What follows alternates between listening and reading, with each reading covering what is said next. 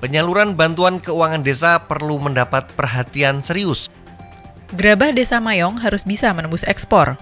Komisi C harapkan perbankan aktif ingatkan masyarakat tak terjerat pinjol ilegal. Minta perbaikan RTLH harus selesai.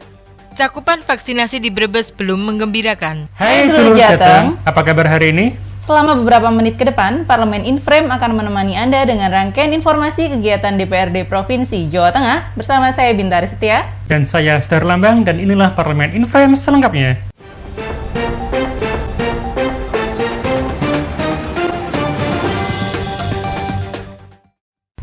Penyaluran anggaran bantuan keuangan desa perlu mendapat perhatian serius.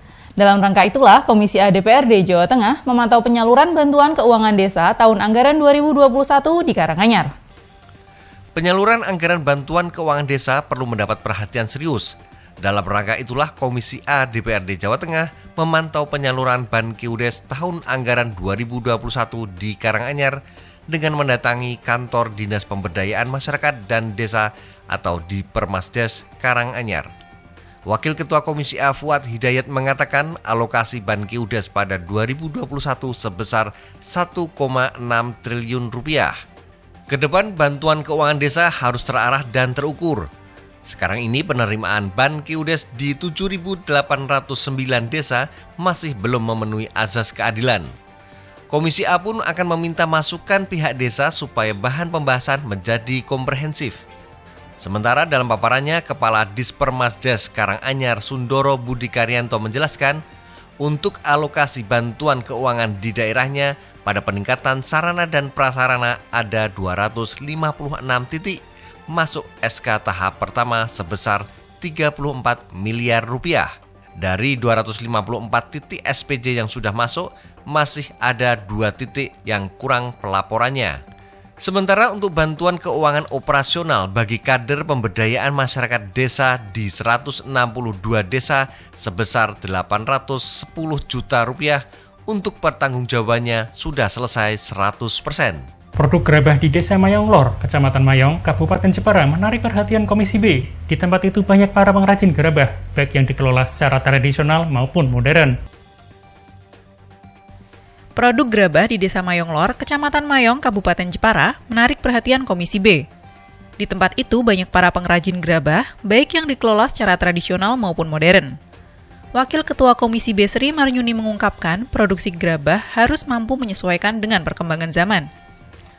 Sekarang ini, banyak bermunculan produk serupa dengan bahan baku plastik. Yang perlu dilakukan pengrajin saat ini adalah mampu merebut maupun mempertahankan pasar yang sudah ada. Bagi Sri Maryuni, gerabah merupakan produksi lokal unggulan Jepara. Selain harus diselamatkan, juga harus dikembangkan supaya bisa diekspor. Kepala Desa Mayong Lor Budi Agustrianto menjelaskan, sekarang ini persaingan untuk penjualan gerabah sangat ketat, di samping tingkat penjualan gerabah kurang begitu menggembirakan. Guna menyiasati penjualan, pengrajin akhirnya harus sering memamerkan kerajinannya supaya laku. Setiap ada pameran, mereka selalu ikut meski lokasinya di luar Jawa Tengah. Praktik pinjaman online atau kerap disebut pinjol ilegal sampai sekarang masih merebak. Tidak sedikit masyarakat yang terjerat praktik pinjol ilegal tersebut. Praktik pinjaman online atau kerap disebut pinjol ilegal sampai sekarang masih merebak. Tidak sedikit masyarakat yang terjerat praktik pinjol ilegal tersebut. Melihat kondisi itu, PT BPR BKK Wonogiri terus berupaya mengedukasi masyarakat supaya tidak tergiur dengan penawaran pinjol ilegal yang dapat merugikan tersebut. Seperti disampaikan Asisten Ekonomi dan Pembangunan Setda Wonogiri Pranata, pemerintah kabupaten mendukung upaya pihak perbankan dalam hal pinjaman. Direktur Utama PT BPR BKK Wonogiri Sarti mengatakan pihaknya selalu mengedukasi masyarakat untuk menghindari rentenir dan pinjol ilegal.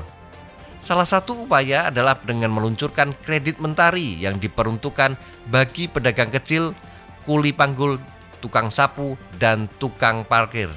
Kredit mentari itu merupakan program dari Bupati Wonogiri supaya perbankan mendekatkan diri kepada masyarakat dengan memberikan layanan hingga ke pelosok desa. Pelayanan penyaluran kredit itu 60% untuk UMKM. Wakil Ketua Komisi C Srianto Saputro mengaku bangga dengan kebijakan yang diambil oleh BPR BKK Wonogiri untuk memperhatikan masyarakat kecil.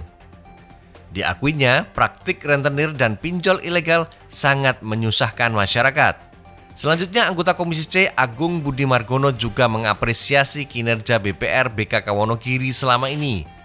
Ia tetap berharap upaya untuk menghindari pinjol itu terus dilakukan, mengingat praktiknya sudah merambah sampai desa. Belum lagi segudang prestasi yang ditorehkan oleh BPR BKK Wonogiri. Harapan kami ke depan, mudah-mudahan perekonomian kita semakin baik sehingga nanti kaitannya dengan target-target yang sudah ditetapkan bisa tercapai. Saya kira itu. Pemerintah Provinsi Jawa Tengah menargetkan perbaikan untuk 11.417 rumah tidak layak huni. Jumlah tersebut tersebar di 19 kabupaten yang masuk kategori kemiskinan ekstrem. Pemerintah Provinsi Jawa Tengah menargetkan perbaikan untuk 11.417 rumah tidak layak huni atau RTLH. Jumlah tersebut tersebar di 19 kabupaten yang masuk kategori intervensi penanganan kemiskinan ekstrim. Ketua Komisi D Alwin Basri mengemukakan, salah satu daerah yang telah berupaya melakukan perbaikan RTLH adalah Kudus. Saat berada di Kecamatan Undaan Kudus, Komisi D ingin melihat kualitas perbaikan RTLH. Dalam realisasi perbaikan, setiap RTLH mendapat anggaran 12 juta rupiah. Dengan perincian, 2 juta rupiah untuk tenaga dan 10 juta rupiah untuk pembelian material bangunan. Selain itu, dengan adanya dana pendampingan dari sumber lain, maka perbaikan RTLH bisa menyeluruh. Komisi D mendorong supaya program perbaikan RTLH terus ditingkatkan. Dengan demikian, keseriusan memperbaiki RTLH akan menjadi sarana penurunan jumlah kemiskinan di Jateng. Kita meninjau ke Kabupaten Kudus, rumah tidak layak huni. Rumah tidak layak huni provinsi atau kabupaten ini ada kurang lebih dananya 12 juta, 2 juta untuk tenaga, 10 juta untuk bangunan. Ini kita di Kecamatan Undaan Lor. Nah, ini salah satu keluarga yang dapat RTLH, dan dia juga mempunyai dana pendamping sampai hampir 20 juta, 30 juta. Hasilnya bagus. Ya. Nah, nanti kita akan kembangkan lagi di beberapa daerah yang seperti ini. Nah, ini kurang lebih dapat 3 titik di undangan ini, ya. Komisi E DPRD Jawa Tengah terus mendorong cakupan vaksinasi lebih merata untuk semua daerah. Di Brebes, cakupan vaksinasi belum begitu menggembirakan. Komisi E DPRD Provinsi Jawa Tengah terus mendorong cakupan vaksinasi lebih merata untuk semua daerah di Brebes. Cakupan vaksinasi belum begitu menggembirakan. Saat berada di Brebes, Komisi E mendesak Bupati Iza Priyanti dan Dinas Kesehatan setempat supaya lebih bisa menggenjot pemberian vaksin terutama tahap kedua. Anggota Komisi E Umar Utoyo berharap ada sinergitas antar instansi dalam mempercepat vaksinasi dengan saling bekerja sama antar OPD. Strategi pemberian vaksin harus lebih pada sistem jemput bola. Tempat-tempat keramaian perlu diberi tempat supaya bisa digelar vaksinasi tahap kedua. Anggota Komisi E Ina Hadianala juga menyarankan agar Dinas Kesehatan mulai merangkul kelompok agama.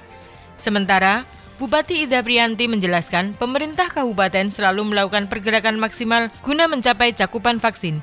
Salah satu upayanya yakni terjun ke fasilitas populer masyarakat untuk menyediakan vaksin.